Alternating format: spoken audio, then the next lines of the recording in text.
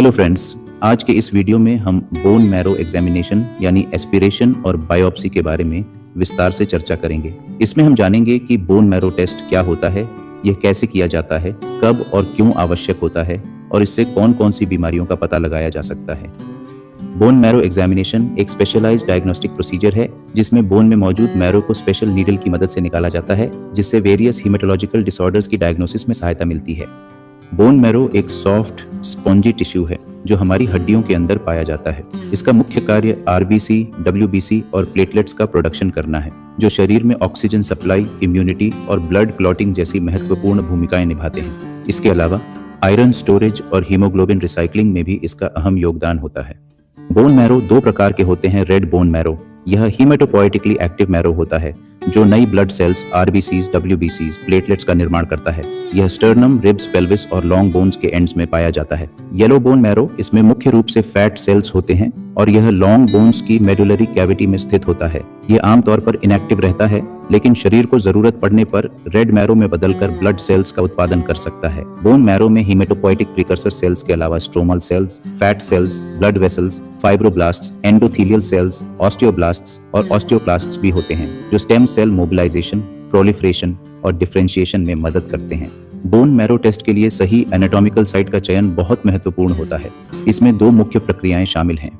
Bone marrow aspiration, इसमें bone marrow fluid को special needle की मदद से निकाला जाता है। बोन मैरो बायोप्सी, इसमें बोन मैरो का एक छोटा टिश्यू सैंपल निकाला जाता है, जिससे मैरो की संरचना और सेल्युलैरिटी को बेहतर तरीके से देखा जा सकता है।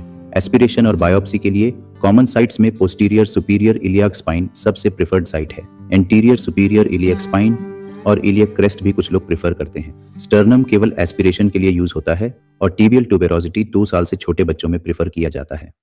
बोन मैरो एस्पिरेशन और बायोप्सी कौन कब किया जाता है? एस्पिरेशन के फायदे: तेजी से परिणाम मिलते हैं, इंडिविजुअल सेल्स की मॉर्फोलॉजी और डिफरेंशियल काउंट को बेहतर तरीके से देखा जा सकता है, फ्लो साइटोमेट्री, साइटोजेनेटिक्स और मॉलिक्यूलर स्टडीज की सुविधा देता है। बायोप्सी के फायदे: बोन मैरो की ओवरऑल सेल्युलैरिटी और आर्किटेक्चर का सही आकलन किया जा सकता है, फाइब्रोसिस की ग्रेडिंग और फोकल लीजन्स जैसे ग्रैन्युलोमास, मेटास्टैटिक डिपॉजिट्स को बेहतर तरीके से देखा जा सकता है।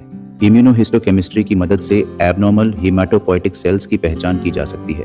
ड्राई टैप, जब एस्पिरेशन से मैरो नहीं निकलता, के मामलों में बायोप्सी बहुत उपयोगी होती है। बोन मैरो एग्जामिनेशन प्रमुख रूप से ब्लड डिसऑर्डर्स की डायग्नोसिस, लिम्फोमा की स्टेजिंग और जारी ट्रीटमेंट की मॉनिटरिंग में यूज होता है।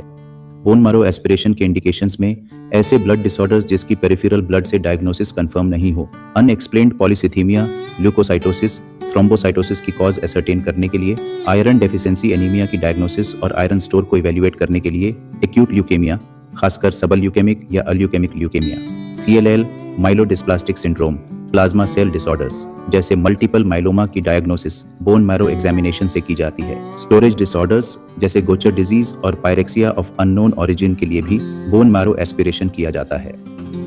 बोन मैरो बायोप्सी के इंडिकेशंस में ड्राई टैप, जहां faulty technique bone marrow fibrosis या हाइपरसेल्युलर मैरो की वजह से बोन मैरो एस्पिरेट नहीं हो पाता है। सस्पेक्टेड अप्लास्टिक एनीमिया, माइलोफाइब्रोसिस, हेरी सेल ल्यूकीमिया की डायग्नोसिस के लिए, फोकल लीशंस जैसे ग्रैन्युलोमास, मेटास्टैटिक डिपॉजिट्स जो एस्पिरेट में अक्सर मिस हो जाते हैं, और लिम्फोमा की स्टेजिंग के लिए।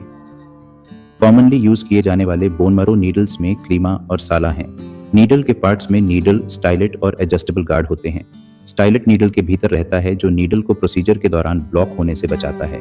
गार्ड से पेनिट्रेशन डेप्थ एडजस्ट किया जाता है जो क्लीमा में ज्यादा सिक्योर होता है क्योंकि इसमें गार्ड नीडल के लेंथ के अलॉन्ग रहता है, जबकि सलाह में साइड स्क्रू के थ्रू एडजस्ट किया जाता है जो प्रोसीजर के दौरान स्लिप कर सकता है। बोन मैरो एस्पिरेशन के लिए स्टेरिलाइज्ड नीडल, कॉटन, ग्लव्स और साइट को डिसइंफेक्ट करने के लिए एंटीसेप्टिक सॉल्यूशंस जैसे सावलॉन, बेटाडीन और स्पिरिट की जरूरत पड़ती है। सबसे पहले बोन मैरो साइट का सिलेक्शन किया जाता है, फिर उसे एंटीसेप्टिक सॉल्यूशन से डिसइंफेक्ट किया जाता है। उसके बाद पेन को कम करने के लिए लोकल एनेस्थीसिया लाइडोकेन से स्किन और पेरियोस्टियम को असंवेदनशील किया जाता है। फिर नीडल को स्क्रूइंग मोशन के साथ बोन में इंसर्ट किया जाता है। एक बार कॉर्टेक्स में प्रवेश करने के बाद स्टाइलेट हटा दिया जाता है और सिरिंज से 0.5 से 1 मिलीलीटर मैरो एस्पिरेट कर सैंपल को तुरंत स्लाइड पर स्प्रेड किया जाता है। रूटीनली एस्पिरेट को स्टेन करने के लिए राइट गिम्सा स्टेन का प्रयोग किया जाता है। ट्रेफिन बायोप्सी में एस्पिरेशन की तरह ही तैयारी की जाती है, पर यहाँ ज्यादा बोर वाले जमशीदी या इस्लाम ट्रेफिन बायोप्सी नीडल का यूज करते हैं।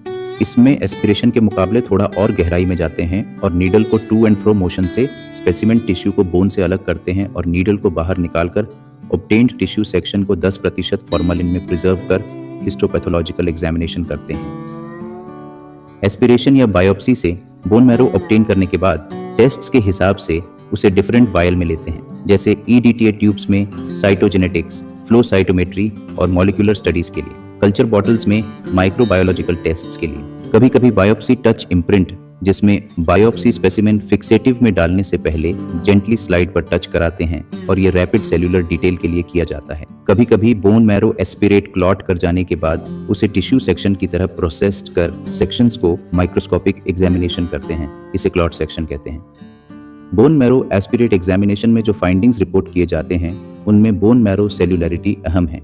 एडल्ट नॉर्मल मैरो में 40 से 60% हिमेटोपोइटिक सेल्स और 40 से 60% फैट सेल्स होते हैं।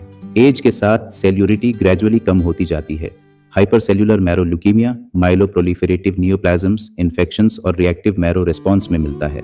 हाइपोसेल्यूलर marrow aplastic anaemia, chemotherapy effect, myelodysplastic syndrome और मैरो इन्फिल्ट्रेशन की वजह से होता है। डिफरेंशियल काउंट में बोन मैरो में मौजूद डिफरेंट हिमेटोपोइटिक प्रीकर्सर्स के परसेंटेज को देखा जाता है, जैसे ब्लास्ट्स यूजुअली 3% से कम होते हैं, लेकिन एक्यूट ल्यूकीमिया में 20% से ज्यादा मिलते हैं। माइलॉइड टू एरिथ्रॉइड आमतौर पर 3 से 1 अनुपात में होते हैं। एरिथ्रॉइड हाइपरप्लेजिया जिसमें एरिथ्रॉइड प्रीकर्सर बढ़ जाते हैं, haemolytic anaemia, megaloblastic anaemia, chronic blood loss में मिलता है। इन्फेक्शंस क्रॉनिक माइलॉइड ल्यूकीमिया से माइलॉइड हाइपरप्लेजिया होता है। एरिथ्रोपोइसिस में इसके प्रोडक्शन एक्टिविटी जैसे इंक्रीज्ड और डिक्रीज्ड नॉर्मोब्लास्टिक और मेगालोब्लास्टिक रिएक्शंस और डिसएरिथ्रोपोइसिस को रिपोर्ट किया जाता है। मेगाकार्योसाइट्स बोन मैरो में प्लेटलेट प्रीकर्सर्स के तौर पर रहते हैं। Increased megakaryocytes essential thrombocythaemia, myelofibrosis, chronic myeloid leukaemia में देखे जाते हैं। मेगाकार्योसाइट्स की कम संख्या अप्लास्टिक अनीमिया और मैरो इन्फिल्ट्रेशन की कंडीशंस में मिलती है। बोन मैरो में कुछ कंडीशंस में एबनॉर्मल सेल मिलते हैं जो डायग्नोसिस में सहायक होते हैं, जैसे ब्लास्ट्स 20% से ज्यादा एक्यूट ल्यूकीमिया को बताता है। प्लाज्मा सेल्स 10% से ज्यादा मल्टीपल माइलोमा को सजेस्ट करता है। लिम्फोमा, क्रॉनिक लिम्फोसिटिक ल्यूकीमिया में बोन मैरो में लिम्फॉइड इन्फिल्ट्रेट्स मिलते हैं। कुछ कैंसर बोन मैरो में मेटास्टेसाइज करते हैं, जैसे ब्रेस्ट, लंग, प्रोस्टेट इत्यादि। कभी कभी कालाजार में LD बॉडीज के लिए बोन मैरो एग्जामिनेशन किया जाता है। बोन मैरो एस्पिरेट को पर्ल्स प्रशियन ब्लू से स्टेन कर आयरन का आकलन किया जाता है। ग्रेड 1 जब कोई आयरन नहीं दिखता है और ग्रेड 6 में आयरन के बड़े क्लम्प्स दिखते हैं। पर्ल्स स्टेन से साइड्रोब्लास्ट और आयरन कंटेनिंग मैक्रोफेज को भी देखा जाता है। बोन मैरो ट्रेफिन बायोप्सी से एस्पिरेशन के मुकाबले बोन मैरो सेल्यूलरिटी और इसके आर्किटेक्चर का सही आकलन होता है। माइलॉइड सेल्स पैराट्रेबेकुलर एरिया में, एरिथ्रॉइड प्रीकर्सर सेंटर में और मेगाकार्योसाइट्स साइनोसॉइड्स के अराउंड मौजूद होते हैं। ट्रेफिन बायोप्सी में रेटिकुलिन स्टेन से फाइब्रोसिस को असेस और ग्रेड किया जाता है। 0 से 1 ग्रेड नॉर्मल माने जाते हैं। Increased reticulin fibres माइलोफाइब्रोसिस, MDS, chronic infections, metastatic cancers में मिलता है। कोर बायोप्सी टिश्यू के IHC स्टेनिंग से डिफरेंट हिमेटोपोइटिक सेल्स की इम्यूनोफिनोटाइपिंग की जाती है। इन्हें प्रिसाइजली आइडेंटिफाई किया जाता है, जिससे हिमेटोलॉजिकल मैलिग्नेंसीज पर्टिकुलरली ल्यूकीमिया और लिम्फोमा की बेहतर डायग्नोसिस होती है। Bone marrow examination incorporating both aspiration and biopsy is crucial for diagnosing conditions like leukemia, anemia, and marrow fibrosis. Aspiration allows for cytological assessment, aiding in identifying cell morphology, maturation, and differential counts. Biopsy provides a better structural framework, helping assess marrow architecture, cellularity, and infiltration patterns. The combined approach enhances diagnostic accuracy, offering a more conclusive assessment of hematopoietic and metastatic diseases.